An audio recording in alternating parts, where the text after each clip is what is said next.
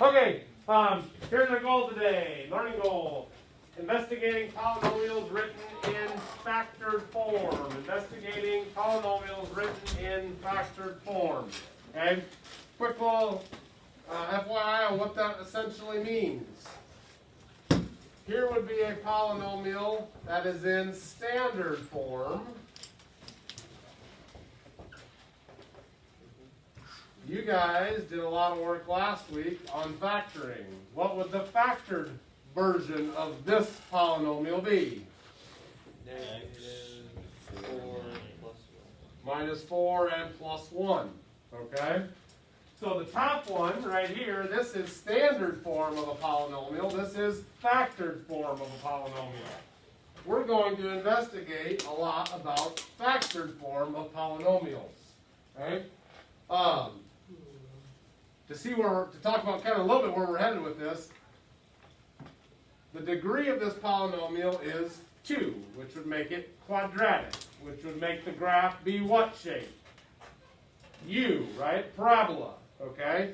The graph of this is a parabola. The end behavior, it's headed up on both ends, okay?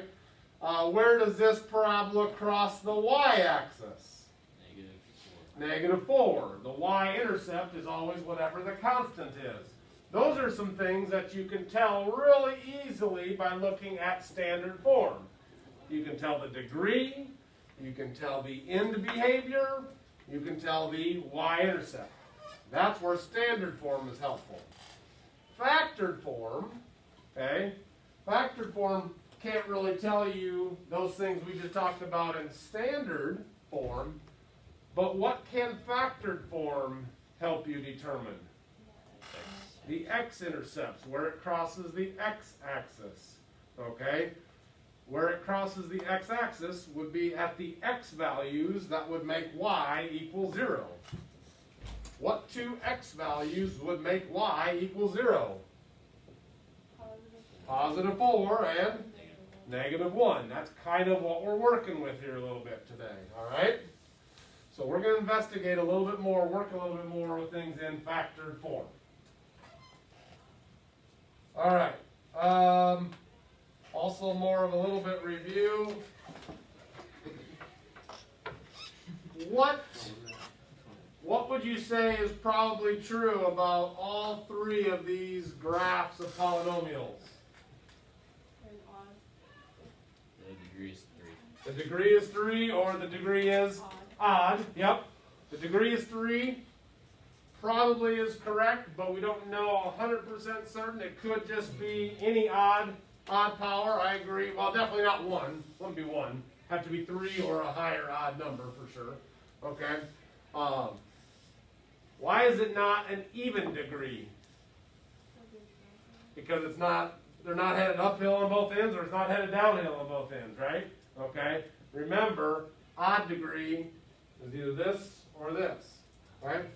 So it's an odd degree, maybe 3. Looks like a cubic graph, x cubed. All three of them have 3 x-intercepts. So good chance that they're all cubic polynomials, but we're not 100% certain because we don't have the actual rule in front of us. Okay, good. All right, so let's do this a little bit together. Whoops.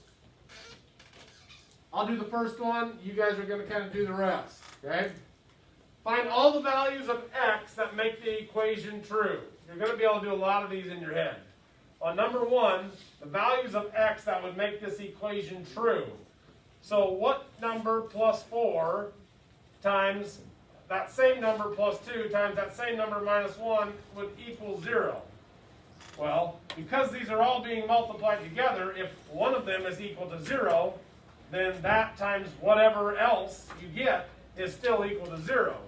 So really, you just need to think, what makes this factor equal 0? What makes this factor equal 0? What makes this factor equal 0? My answers would be x equals -4, x equals -2, x equals +1.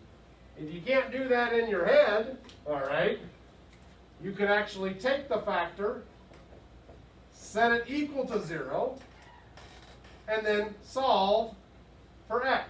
X equals -4. Okay? Not that you would have to do that, but you could, in case you couldn't tell by just looking. Okay? So what I want you guys to do, either mentally or writing down, because you might have to write some of these down, I want you guys to find all the values of x that make problems 2 through 8 true. So do that on your table. Do that at your table, whether you're discussing each one or you're writing your answers down. Please do that at your table. I'll give you 5 minutes. Go.